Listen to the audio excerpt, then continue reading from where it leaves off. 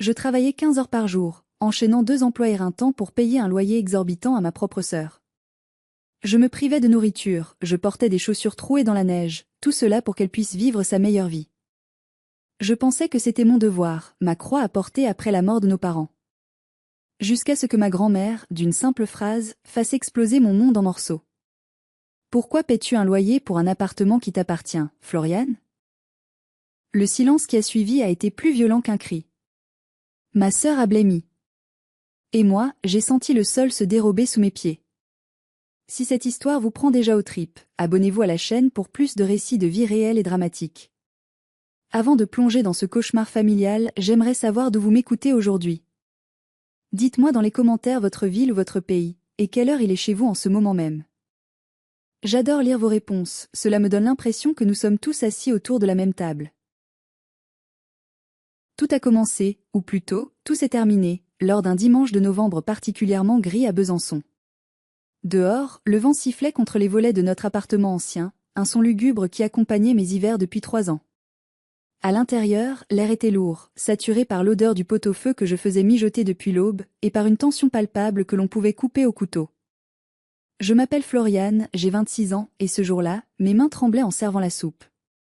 Ce n'était pas seulement à cause de la fatigue, bien que je vienne de terminer une semaine de 70 heures entre la mise en rayon au supermarché et mon poste d'assistante en pharmacie. C'était une vibration nerveuse, une angoisse permanente qui ne me quittait plus dès que je franchissais le seuil de cet appartement.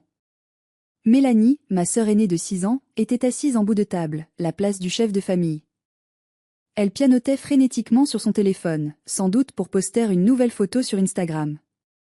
Elle portait un pull en cachemire crème qui coûtait probablement plus cher que tout ce que je possédais, et ses ongles étaient parfaitement manucurés, d'un rouge agressif. Elle n'avait pas levé les yeux quand j'avais posé la soupière brûlante devant elle. À sa droite, il y avait Mamie Lucette. Ma grand-mère paternelle, âgée de 78 ans, avait fait le voyage depuis son village dans le Jura pour nous voir. C'était une femme petite mais robuste, avec des yeux vifs qui ne rataient rien. Elle mangeait en silence, observant Mélanie avec une expression indéchiffrable, un mélange de tristesse et de sévérité. Le bœuf est un peu dur, Floriane a lâché Mélanie sans me regarder, repoussant son assiette avec une grimace de dégoût. Tu as pris de la viande premier prix encore? J'ai baissé la tête, fixant mes mains gercées par le froid et les produits d'entretien. C'est ce que j'ai pu trouver avec le budget course, Mélanie. La viande a beaucoup augmenté. Toujours des excuses, a-t-elle soupiré dramatiquement, en prenant une gorgée de son vin rouge, un grand cru qu'elle s'était acheté pour se détendre. Si tu gérais mieux tes finances, on mangerait autre chose que de la semelle. Mamie Lucette a posé sa fourchette avec un bruit sec qui a résonné comme un coup de feu dans la salle à manger. Elle n'a rien dit sur la viande. Son regard s'est déplacé lentement vers le petit buffet près de la télévision, où traînait une pile de courriers que je n'avais pas eu le temps de ranger.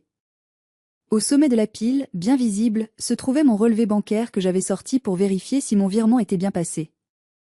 Mélanie, a dit Mamie Lucette d'une voix calme, trop calme.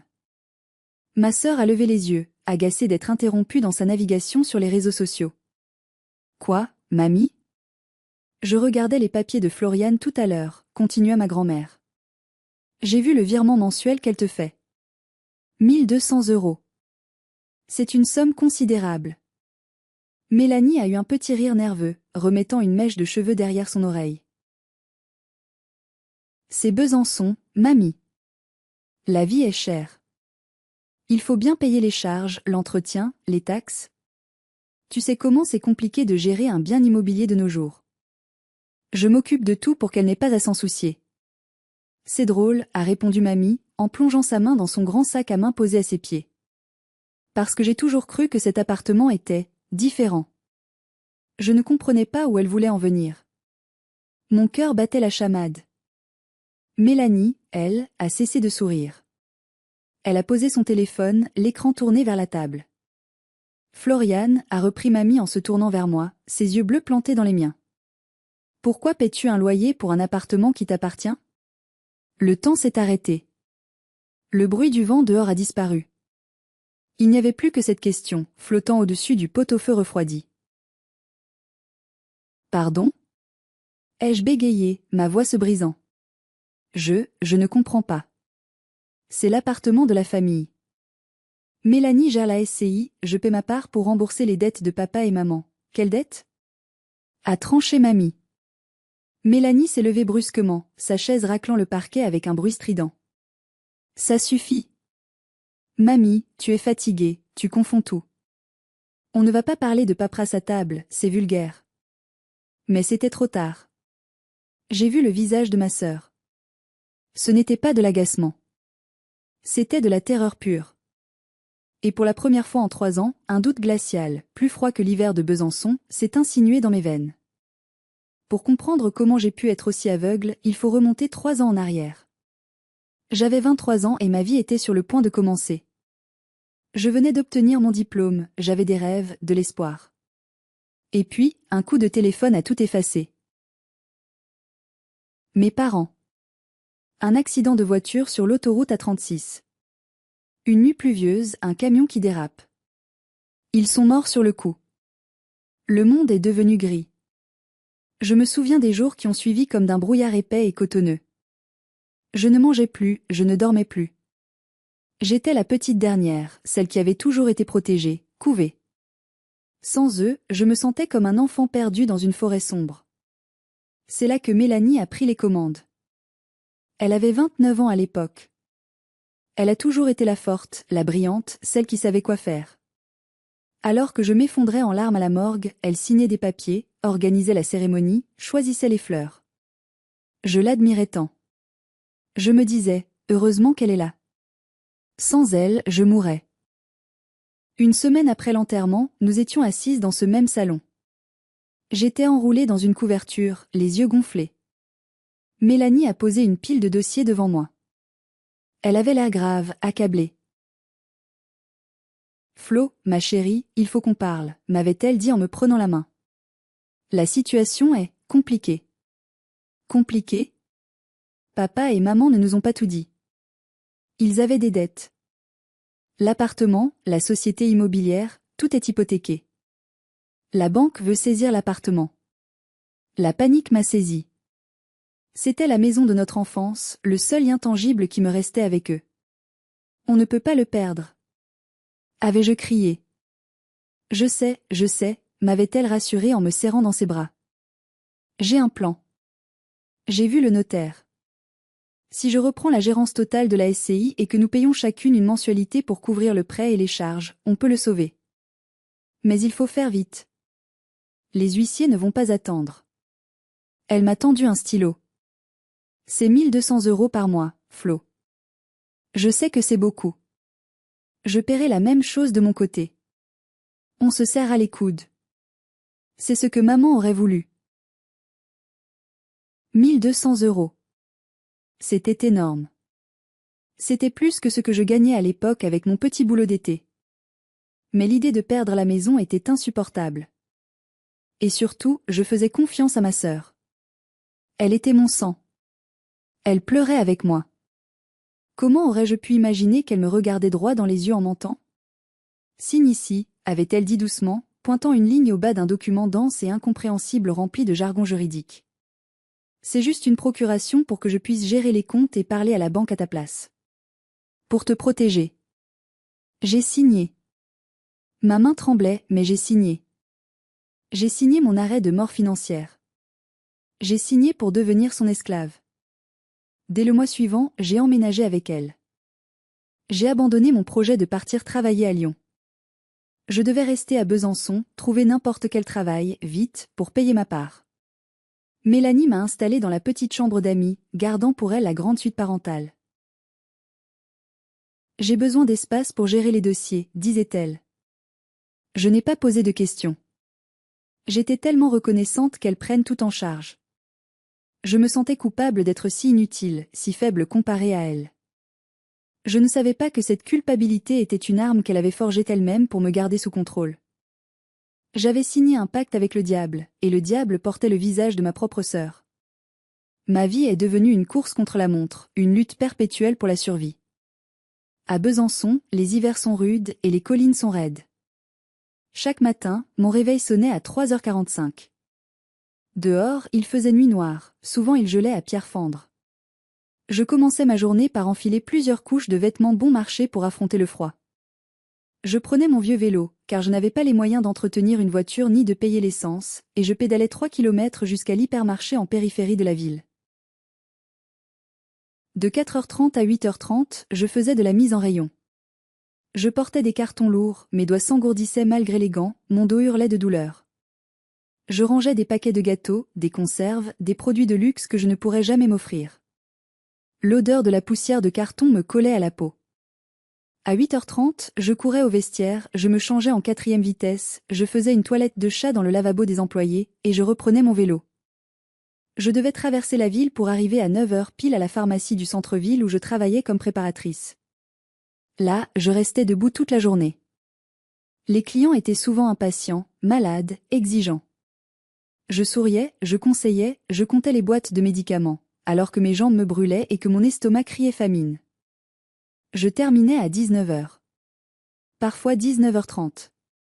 Quand je rentrais enfin à l'appartement, vers 20h, épuisée, vidée, je trouvais souvent Mélanie en peignoir de soie, affalée sur le canapé devant une série Netflix. L'appartement était chauffé à fond, une chaleur tropicale qui contrastait avec le froid qui m'avait mordu toute la journée. « Tu rentres tard », disait-elle sans détourner le regard de l'écran. « Il n'y a plus rien à manger, j'ai fini la quiche. Tu n'as qu'à te faire des pâtes. Ah, et n'oublie pas de descendre les poubelles, ça pue. » Le contraste était violent. Mélanie ne travaillait pas officiellement, elle était créatrice de contenu ou coach de vie sur les réseaux sociaux. Concrètement, elle passait ses journées à dormir jusqu'à midi, à se maquiller, à prendre des photos de son café latte et à faire du shopping en ligne. Je voyais les colis arriver. Des marques prestigieuses, Cézanne, Mage, Sandro. C'est des partenariats, mentait-elle quand je posais la question. On me les envoie gratuitement pour que je fasse de la pub. Mais je n'étais pas aveugle. Je voyais les factures traîner parfois. Je voyais le frigo rempli de fromage affiné, de saumon fumé, de macarons la durée. Des choses qu'elle m'interdisait de toucher. C'est pour mon travail, pour les photos, disait-elle. Touche pas à ça. Moi, je mangeais les yaourts en date courte que je récupérais à moitié prix au supermarché. Je portais le même manteau depuis 4 ans, dont la doublure était déchirée. Chaque euro que je gagnais partait dans ce virement mensuel, loyer et charges. 1200 euros.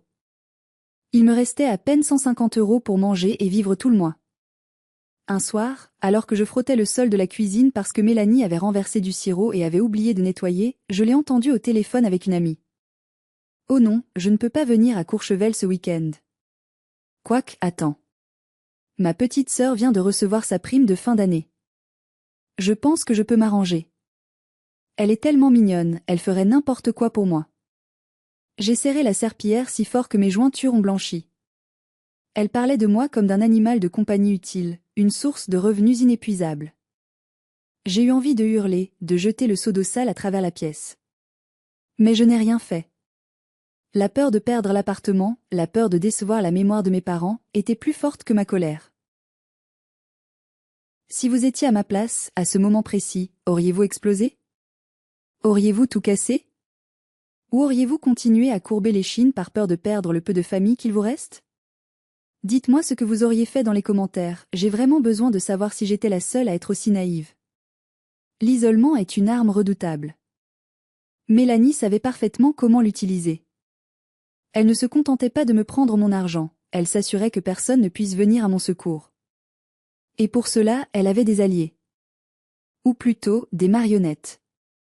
La pire d'entre elles était tante Sylviane. La sœur de mon père, une femme aigrie qui avait toujours eu une préférence marquée pour Mélanie. Sylviane habitait à Dijon, mais elle venait nous voir une fois par mois, soi-disant pour prendre des nouvelles, mais en réalité pour inspecter et critiquer. Lors d'une de ces visites, j'étais assise dans le salon, essayant de recoudre un trou dans mon collant de travail. J'avais perdu 5 kilos ce mois-là, mes pommettes étaient saillantes, j'avais des cernes violets sous les yeux. Sylviane m'a regardée avec une moue dédaigneuse. « Tu as mauvaise mine, Floriane. Tu ne prends pas soin de toi. Regarde ta sœur, elle est rayonnante. C'est ça, une femme qui sait se tenir. » Mélanie a souri, posant une main manucurée sur le bras de notre tante. « Oh, tante Sylviane, ne sois pas dure avec elle. Flo fait de son mieux. C'est juste qu'elle n'a pas la même résistance au stress que moi. Gérer cet appartement, c'est un tel fardeau, tu sais. Parfois, je me sens épuisée de devoir tout porter sur mes épaules. Je sais, ma chérie, je sais, a roucoulé Sylviane. Tu es une sainte. Heureusement que tu es là pour gérer l'héritage. Avec une tête en l'air comme Floriane, la banque aurait déjà saisi les meubles. J'ai senti une boule se former dans ma gorge.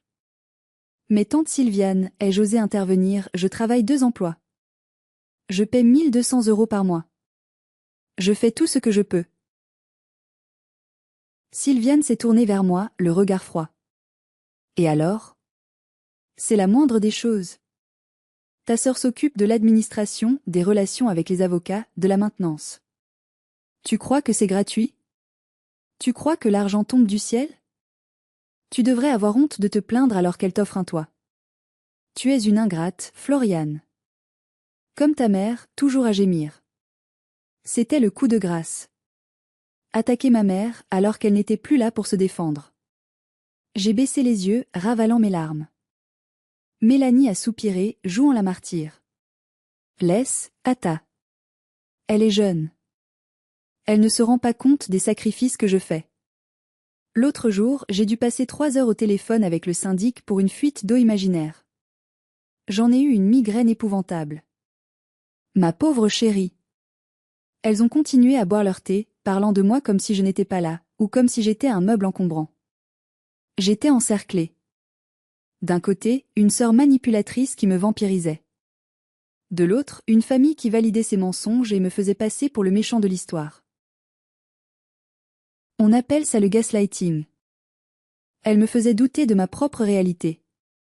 À force d'entendre que j'étais ingrate, faible et chanceuse d'être là, j'avais fini par le croire. Je me disais que peut-être, effectivement, je ne comprenais rien à la vie d'adulte. Que payer une fortune pour vivre chez soi était normal. Que la fatigue extrême était le prix à payer pour ma sécurité. Je me sentais seule au monde. Mes anciens amis de fac s'étaient éloignés, trop occupés par leur vie ou lassés de me voir toujours refuser leurs invitations par manque d'argent. Je n'avais plus personne à qui parler. Plus personne pour me dire « Et, ce n'est pas normal ». Enfin, c'est ce que je croyais. Je ne savais pas encore que dans l'ombre, quelqu'un observait. Quelqu'un qui n'était pas dupe. Et parfois, l'aide vient de là où on l'attend le moins. Le point de rupture n'est pas arrivé avec un cri, mais avec un silence fiévreux. C'était un mois avant ce fameux dîner de l'Istante. L'hiver à Besançon avait été particulièrement cruel cette année-là. À force de faire les trajets à vélo sous la pluie verglaçante et de travailler dans les courants d'air de l'entrepôt du supermarché, mon corps a lâché. Je me suis réveillée un matin avec une poitrine en feu. Je ne pouvais plus respirer sans douleur. J'avais 40 de fièvre. Je tremblais tellement que mes dents s'entrechoquaient. J'ai essayé de me lever pour aller travailler, mais mes jambes se sont dérobées. Je suis tombée lourdement sur le parquet. Mélanie a ouvert la porte de ma chambre, non pas pour m'aider, mais parce que le bruit l'avait réveillée. « Qu'est-ce que tu fabriques ? » Il est 5 heures du matin. Je suis malade, Mélanie. Je crois que j'ai une pneumonie. Je ne peux pas aller travailler. Elle m'a regardé avec agacement, croisant les bras sur sa robe de chambre en soie. Super. Et comment tu vas payer ta part si tu ne travailles pas? On est le 25 du mois, le virement doit partir dans 5 jours. S'il te plaît, ai-je soufflé. J'ai besoin de voir un médecin. J'ai besoin de médicaments. Est-ce que je peux te payer un peu moins ce mois-ci? Juste 200 € de moins? Je te rembourserai le mois prochain, promis. Son visage s'est durci. L'expression de dégoût qu'elle a affichée m'entra toujours. Tu plaisantes? Tu crois que la banque en a quelque chose à faire que tu aies la grippe? Si le virement n'est pas complet, ils saisissent l'appartement, Floriane. Tu veux qu'on se retrouve à la rue? C'est ça que tu veux? Après tout ce que j'ai fait pour toi? Mais je n'ai plus rien. J'ai dû payer la réparation du vélo, débrouille-toi. A-t-elle hurlé. Vends tes affaires, fais des heures sup, je m'en fiche. Mais je veux les 1 200 € sur mon compte le premier. Sinon, tu dégages. Je trouverai un colocataire qui paie, lui. Elle a claqué la porte. Je suis restée là, sur le sol, à pleurer de rage et d'impuissance. J'étais malade à crever, et sa seule préoccupation était son argent. Ce jour-là, j'ai dû faire un choix terrible. Je n'avais pas l'argent. Je ne pouvais pas travailler. J'ai ouvert ma petite boîte à bijoux. À l'intérieur, il y avait une fine chaîne en or avec un petit pendentif en saphir. C'était le cadeau de maman pour mes 18 ans. C'était mon bien le plus précieux. Je me suis traînée jusqu'au centre-ville, brûlante de fièvre, sous la neige. Je suis entrée chez un achat-or. Le type derrière le comptoir a pesé le bijou sans émotion. 250 €. C'est le cours du jour. J'ai pris l'argent. J'ai senti une partie de mon âme mourir ce jour-là. J'ai sacrifié le souvenir de ma mère pour nourrir la cupidité de ma sœur. Je suis rentrée, j'ai fait le virement. J'ai passé les 3 jours suivants au lit, sans médicaments, à boire de l'eau du robinet et à prier pour ne pas mourir. Le surlendemain, alors que la fièvre commençait à peine à baisser, j'ai reçu une notification sur mon téléphone. C'était Instagram. Mélanie avait posté une story. Elle avait oublié de m'exclure de sa liste d'amis proches. Sur la photo, on voyait une paire de bottes en cuir de créateur, magnifiques, posées sur le tapis du salon. La légende disait « Petit craquage du jour ». #Gucci, #selfcare, #mérité. J'ai zoomé sur l'étiquette de prix qu'elle avait laissé dépasser artistiquement. 950 €. 950 €. C'était presque exactement la somme qu'il me restait après mes charges fixes. C'était l'argent de mon travail, de ma sueur, de la bague de maman. Elle n'avait pas payé la banque. Elle s'était acheté des bottes. À ce moment précis, quelque chose s'est brisé en moi. Ce n'était plus de la tristesse. Ce n'était plus de la peur. C'était une haine froide, lucide. Je n'étais plus sa sœur. J'étais sa proie. Et la proie venait de se réveiller. Mais je ne savais pas encore à quel point le mensonge était profond. Je pensais qu'elle volait mon argent pour des extras. Je n'imaginais pas que tout, absolument tout, n'était qu'une vaste pièce de théâtre. Le doute est comme une fissure dans un barrage. Une fois qu'elle apparaît, l'eau finit toujours par tout emporter. Après l'épisode des bottes Gucci, je n'ai plus regardé ma sœur de la même façon. Je l'observais. Je notais ses horaires, ses dépenses, ses mensonges. Mais il me manquait une preuve concrète. C'est Monsieur Chapuis, notre voisin du dessous, qui m'a tendu la clé sans le savoir. Monsieur Chapuis est un veuf retraité de la SNCF, un homme bourru mais gentil, qui passe ses journées à surveiller les allées et venues de l'immeuble. Un matin, alors que je sortais les poubelles, encore une corvée que Mélanie jugeait indigne d'elle, il m'a intercepté dans le hall. « Ah, mademoiselle Floriane. Je suis content de vous voir. Dites donc, ça fait un bail qu'on ne vous voit plus aux assemblées générales de la copropriété. » J'ai froncé les sourcils. Les assemblées générales ? Mélanie m'a dit qu'il n'y en avait pas eu depuis 2 ans à cause des problèmes de gestion du syndic. Monsieur Chapuis a écarquillé les yeux, ajustant ses lunettes. Comment ça ? On en a eu une le mois dernier. Votre sœur y était. Elle a même voté contre la réfection de la toiture. D'ailleurs, c'est dommage, car avec le trop perçu de l'année dernière que le syndic a remboursé aux copropriétaires, on aurait pu le financer sans frais supplémentaires. Mon cœur a raté un battement. Trop perçu ? Remboursé ? Bah oui. 1500 € par appartement. Le chèque a été envoyé le mois dernier. Votre sœur ne vous a rien dit ? Je suis restée figée, le sac poubelle à la main. 1500 € remboursés. Mélanie m'avait dit que les charges avaient augmenté et m'avait demandé 100 € de plus le mois dernier pour couvrir l'écart. Non seulement elle avait empoché le remboursement, mais elle m'avait volé davantage. Monsieur Chapuis, ai-je demandé d'une voix tremblante. Est-ce que vous savez si l'appartement est toujours au nom de la SCI de mes parents ? Il a eu l'air confus. La SCI ? Mais non, ma petite. Sur le procès-verbal de l'Assemblée, c'est marqué indivision ou quelque chose comme ça. Attendez, j'ai le papier chez moi. Il est remonté chercher le document. Quand il me l'a tendu, j'ai lu les noms des propriétaires présents. À côté du numéro de notre lot, il n'y avait pas écrit SCI les Mimosas. Il n'y avait pas écrit Mélanie et Floriane. Il y avait juste écrit « Mademoiselle Floriane Vasseur, nue propriétaire, Madame Mélanie Vasseur, mandataire ». Je ne suis pas juriste, mais je savais que quelque chose clochait. Pourquoi étais-je la seule listée comme propriétaire avec elle comme simple mandataire? Si nous étions copropriétaires via une société endettée, cela ne devrait pas apparaître ainsi. J'ai remercié Monsieur Chapuis et je suis remontée, le document brûlant mes doigts. Je suis allée directement dans la chambre de Mélanie. Elle était sortie faire une manucure. J'ai fouillé. J'ai retourné son bureau. C'était la première fois que j'osais violer son intimité. Au fond d'un tiroir fermé à clé, que j'ai forcé avec un couteau à beurre, l'adrénaline décuplant mes forces, j'ai trouvé une grande enveloppe Kraft. Le logo dessus était celui de Maître Vasseur, le notaire de famille. L'enveloppe était déchirée, comme si on l'avait ouverte avec rage. À l'intérieur, il y avait des lettres de relance.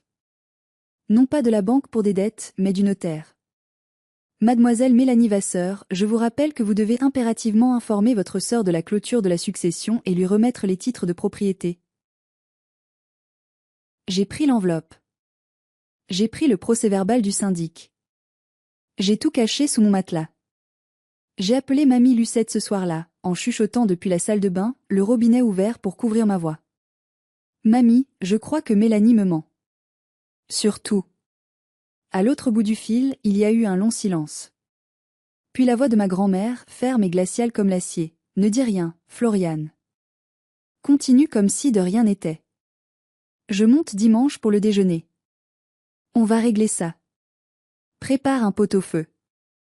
On aura besoin de force. C'est ainsi que nous nous sommes retrouvés à ce dîner.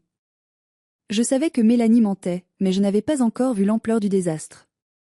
Je ne savais pas que la réalité dépassait mes pires cauchemars. Retour au présent. La salle à manger silencieuse. Le vent dehors.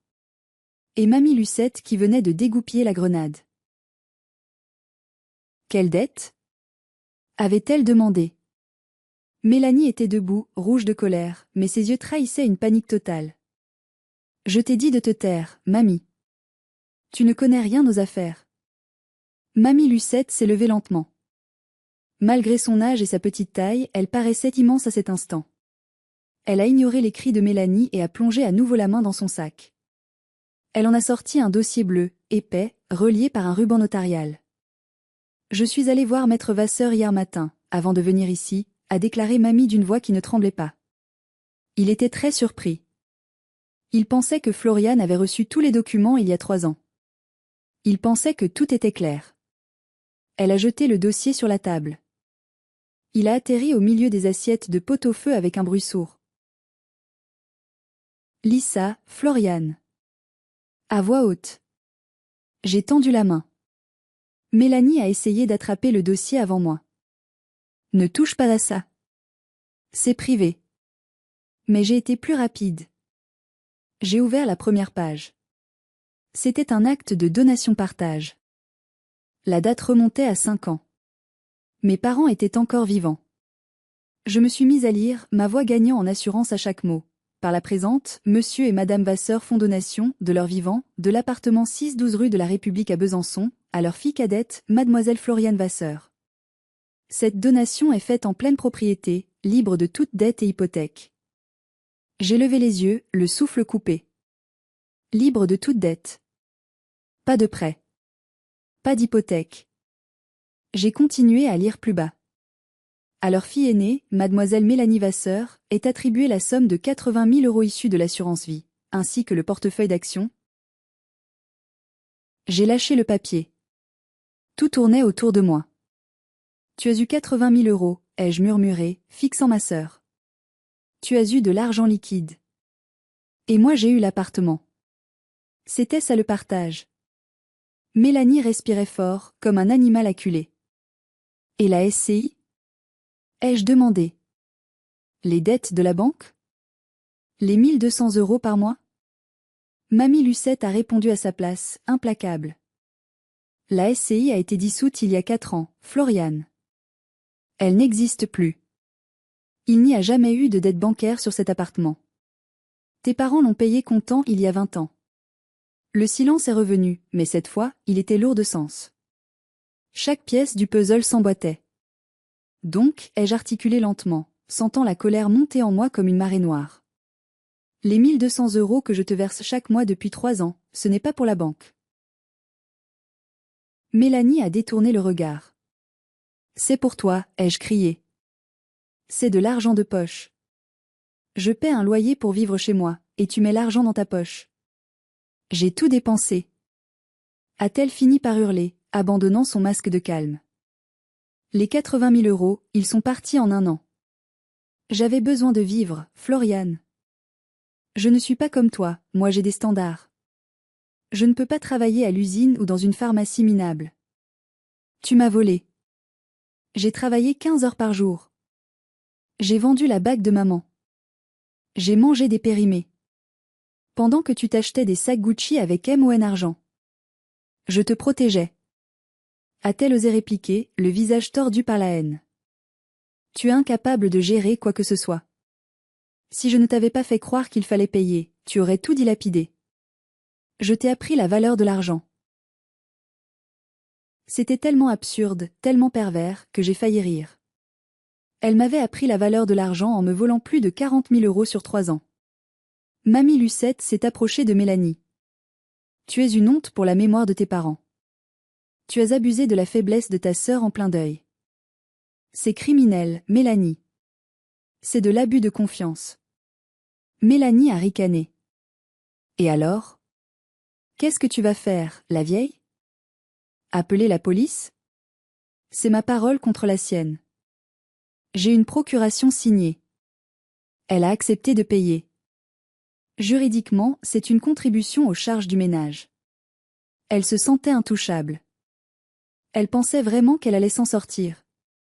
Mais elle avait oublié un détail. Je n'étais plus la petite fille de 23 ans qui pleurait dans le noir. La rage m'avait réveillée. Sortez, ai-je dit calmement. Mélanie m'a regardée, stupéfaite. Quoi? C'est mon appartement. C'est écrit noir sur blanc. Sors de chez moi. Tout de suite. On dit souvent qu'un animal blessé est le plus dangereux. Un narcissique démasqué l'est encore plus. Mélanie ne s'est pas excusée. Elle n'a pas pleuré. Elle a attaqué. Tu ne peux pas me mettre dehors. A-t-elle hurlé, renversant sa chaise. C'est mon domicile. La trêve hivernale commence dans une semaine, tu ne peux rien faire. Et puis j'ai des droits. Je t'ai nourri, je t'ai hébergé. Tu m'as hébergé chez moi. Ai-je répondu, ma voix tremblant de rage contenue. Et tu ne m'as pas nourri, j'ai payé chaque centime de la nourriture que tu as ingurgitée. C'est à ce moment-là que son téléphone a sonné. C'était tante Sylviane. Mélanie a décroché immédiatement, mettant le haut-parleur, cherchant désespérément un allié. Tata. Tata, aide-moi. Floriane est devenue folle. Elle et mamie essaient de me voler l'appartement.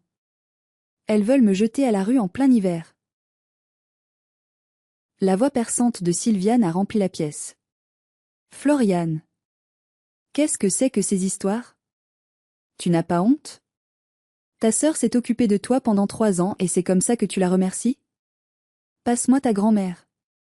Mamie Lucette a pris le téléphone des mains de Mélanie avec une autorité surprenante. Sylviane, c'est Lucette. Ferme-la.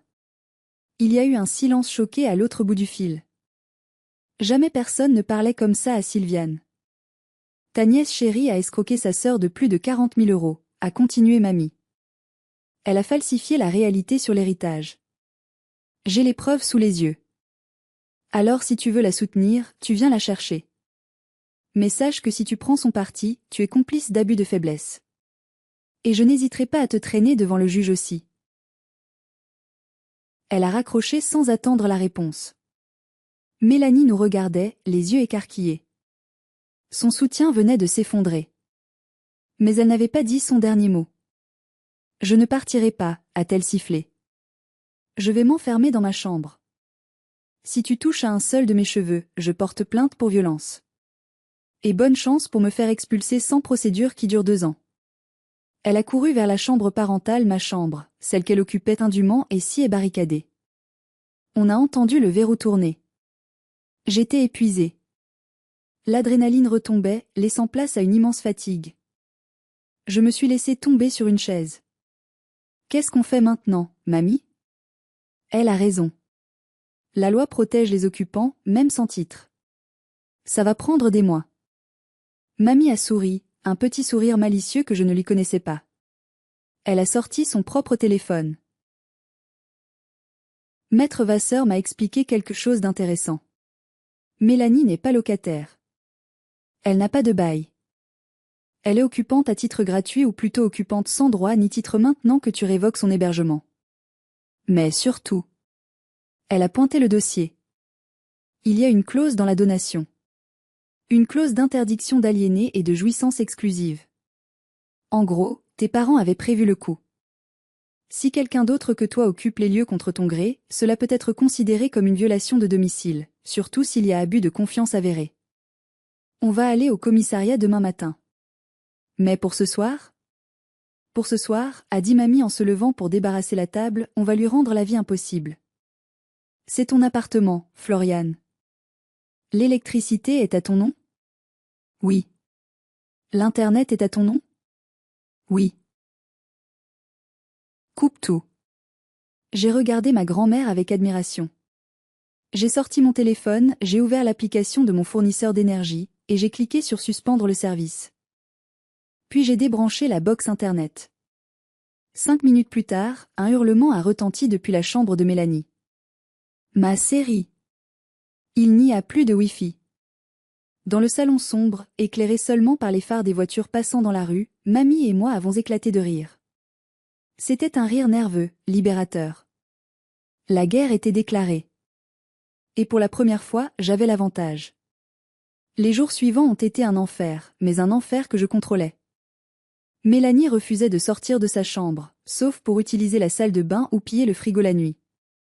Mais sans électricité dans sa chambre, j'avais coupé le disjoncteur spécifique à sa pièce et cadenassé le tableau électrique, et sans Internet, elle dépérissait.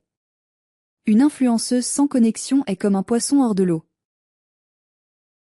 Elle a essayé de riposter. Le deuxième jour, j'ai retrouvé mes chaussures de travail remplies de sauce de poisson, gnoc mam. L'odeur était pestilentielle.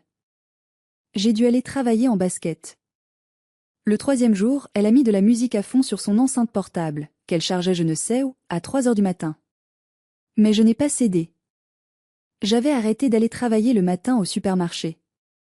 Avec l'argent que je ne versais plus à Mélanie, je pouvais me permettre de ne garder que mon emploi à la pharmacie. Pour la première fois depuis 3 ans, je dormais jusqu'à 7h30. C'était un luxe inouï. Pendant ce temps, la machine judiciaire s'était mise en marche. Maître Vasseur n'avait pas traîné. Il avait déposé une plainte pour abus de confiance, vol et extorsion. Il avait également envoyé un huissier pour constater l'occupation illégale. Mélanie n'a pas ouvert à l'huissier. Elle a crié des insultes à travers la porte. Vous n'avez pas le droit. C'est chez moi. L'huissier a tout noté. Refus d'obtempérer, agressivité. C'était parfait pour notre dossier. Le tournant a eu lieu le 5e jour. Kenza, ma meilleure amie que je n'avais pas vue depuis des mois à cause de l'isolement imposé par Mélanie, est venue me voir. Je lui avais tout raconté. Elle est toujours là? A demandé Kenza en entrant, regardant la porte fermée de la chambre avec dégoût. Oui. Elle vit dans sa crasse. Elle mange mes provisions. Kenza, qui travaille dans la sécurité, a souri. Tu sais, Flo, techniquement, si tu changes la serrure de la porte d'entrée pendant qu'elle est sortie, elle ne peut pas rentrer. C'est ton domicile. Elle n'a pas de bail, pas de facture à son nom ici, pas de clé officielle, c'était moi qui lui avais donné mon double. Elle ne sort jamais, ai-je soupiré. Mais le destin nous a aidés. Ce soir-là, Mélanie a dû sortir. Sa réserve de cigarettes était épuisée, et elle avait besoin de se recharger en données mobiles au cybercafé du coin. Je l'ai entendu ouvrir la porte doucement, pensant que je dormais. Dès que le loquet a cliqué, j'ai bondi du lit. Kenza était restée dormir. On s'est précipité à la porte. J'ai mis le verrou de sécurité intérieur, celui qu'on ne peut pas ouvrir de l'extérieur même avec une clé. 1 heure plus tard, on a entendu la clé tourner dans la serrure. Ça bloquait. On a entendu frapper. Puis taper. Puis hurler. Ouvre. Florian. Ouvre cette putain de porte. Je me suis approchée de la porte, le cœur battant à tout rompre, mais la voix ferme. Tu n'habites plus ici, Mélanie. Tes affaires sont dans des sacs sur le palier. Kenza et moi avions passé l'heure à tout jeter en vrac dans des sacs poubelles et à les balancer par le balcon du premier étage dans la cour intérieure, puis à les remonter devant la porte. C'était mesquin, mais tellement satisfaisant. Je vais appeler la police. A-t-elle hurlé. Vas-y, ai-je répondu. Appelle-les. J'ai mon titre de propriété, ma plainte déposée, et le constat d'huissier. Et toi, tu as quoi? Des dettes et des mensonges. Elle a continué à taper pendant 20 minutes. Les voisins sont sortis. Monsieur Chapuis est descendu. Je l'ai entendu dire, allez-vous-en, Mélanie. Vous faites honte à tout l'immeuble. Laissez votre sœur tranquille. Le silence est finalement retombé. Elle était partie. Je pensais que c'était fini, mais Mélanie a tenté un dernier coup d'éclat. Elle n'a pas appelé la police, car elle savait qu'elle était en tort et qu'elle risquait la garde à vue pour l'abus de confiance. Elle est allée chez tante Sylviane. Le lendemain, mon téléphone a explosé de notifications. Mélanie avait posté une longue vidéo sur Facebook et Instagram, en larmes, sans maquillage pour faire plus vrai. Ma propre sœur m'a jetée à la rue en plein hiver. J'ai tout sacrifié pour elle après la mort de nos parents, et voilà comment elle me remercie. Je suis SDF. J'ai froid. J'ai faim. Les commentaires étaient horribles. Des inconnus m'insultaient, me traitaient de monstre. Comment peut-on faire ça à sa sœur, quelle ingrate. J'ai vacillé. L'opinion publique est une chose terrifiante. J'ai failli douter de moi. Est-ce que j'avais été trop dure? Mais mamie Lucette veillait. Ne réponds pas, a-t-elle dit. La vérité gagne toujours, mais elle prend l'escalier quand le mensonge prend l'ascenseur. Elle avait raison. 2 jours plus tard, la vérité a éclaté, mais pas comme je l'imaginais. Une des amies influenceuses de Mélanie, une fille avec qui elle était allée à Courchevel, a commenté sous la vidéo « Arrête ton cinéma, Mel. Tu nous as dit la semaine dernière que tu avais touché 80 000 boules d'héritage et que tu avais tout claqué en sac à main. Rends l'argent à ta sœur au lieu de pleurer. » Le vent a tourné instantanément. D'autres personnes ont commencé à témoigner. Des ex-petits amis à qui elle devait de l'argent. Des commerçants de Besançon qu'elle avait arnaqués. En parallèle, la police l'a convoquée. Suite à ma plainte, ils ont enquêté sur ses comptes. Ils ont découvert qu'elle avait ouvert des crédits à la consommation à mon nom, en imitant ma signature, pour un total de 15 000 €. C'était le coup de grâce. Mélanie n'était pas seulement une mauvaise sœur, c'était une délinquante. Tante Sylviane l'a mise dehors au bout de 3 jours quand elle a découvert que Mélanie avait volé sa carte bleue pour s'acheter du maquillage. Je ne veux plus jamais te voir. A crié Sylviane au téléphone, elle m'avait appelé pour s'excuser, une excuse pitoyable, mais c'était déjà ça. Mélanie a fini par devoir vendre toutes ses affaires de luxe sur Vinted pour payer un avocat. Elle a quitté Besançon pour aller vivre dans un foyer à Lyon, loin de tous ceux qui connaissaient la vérité. Le jour où j'ai reçu le courrier officiel du procureur m'informant qu'elle était mise en examen, j'ai ressenti un vide immense. Pas de joie. Juste un soulagement profond. Le parasite était parti. J'ai fait changer toutes les serrures par un serrurier agréé. J'ai payé avec mon propre argent, l'argent que je ne lui donnais plus. J'ai repeint sa chambre, la mienne, en fait, en vert sauge, pour effacer les traces de son parfum entêtant et de sa présence toxique. En déplaçant son lit pour les travaux, j'ai trouvé sous une latte du parquet une petite boîte. C'était la montre en or de mon père, qu'elle avait prétendu avoir perdue lors du déménagement. Je l'ai serrée contre mon cœur en pleurant. Elle m'avait tout pris, même mes souvenirs, pour les cacher comme un dragon sur son trésor. 6 mois ont passé depuis cette nuit terrible où j'ai mis ma sœur à la porte. L'appartement du 12 rue de la République ne ressemble plus à ce qu'il était. Il est lumineux, chaleureux. Il sent la lavande et le café frais, pas le parfum de luxe et le mensonge. J'ai gardé mon travail à la pharmacie, car j'aime aider les gens, mais j'ai démissionné du supermarché. Je ne me lève plus à 3h45. Je dors. Je mange à ma faim. J'ai repris du poids et mes joues ont retrouvé leur couleur. Mamie Lucette vient souvent me voir. On cuisine ensemble, on rit. Elle m'a dit l'autre jour, tes parents seraient fiers de toi, Florian. Tu as défendu ton foyer. C'était la seule validation dont j'avais besoin. Quant à Mélanie, je n'ai plus de nouvelles directes. Je sais par la famille qu'elle travaille comme serveuse dans un bar à Lyon. C'est ironique, non?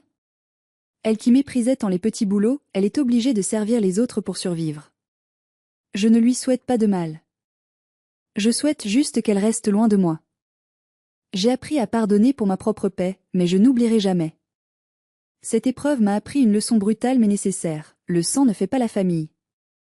La famille, ce sont les gens qui vous respectent, qui vous protègent et qui ne vous volent pas votre vie. J'ai aussi appris l'importance de vérifier les papiers, de poser des questions, de ne jamais signer aveuglément, même pour quelqu'un qu'on aime. Si vous vous sentez piégé dans une situation familiale toxique, si vous avez l'impression d'être exploité, écoutez cette petite voix en vous qui dit que ce n'est pas normal. N'attendez pas qu'il soit trop tard ou que votre santé s'effondre. Cherchez la vérité. Elle fait mal, mais elle libère. Merci infiniment d'avoir écouté mon histoire jusqu'au bout. C'était difficile de revivre tout ça, mais si mon expérience peut aider ne serait-ce qu'une personne à ouvrir les yeux, alors ça en valait la peine. Abonnez-vous à la chaîne et activez la cloche pour ne pas rater les prochaines histoires. Laissez un j'aime si vous soutenez mon combat pour la justice. Et surtout, dites-moi en commentaire, avez-vous déjà dû couper les ponts avec un membre de votre famille? Comment vous êtes-vous senti après? Je lirai chacun de vos messages avec attention. Prenez soin de vous, et ne laissez personne éteindre votre lumière.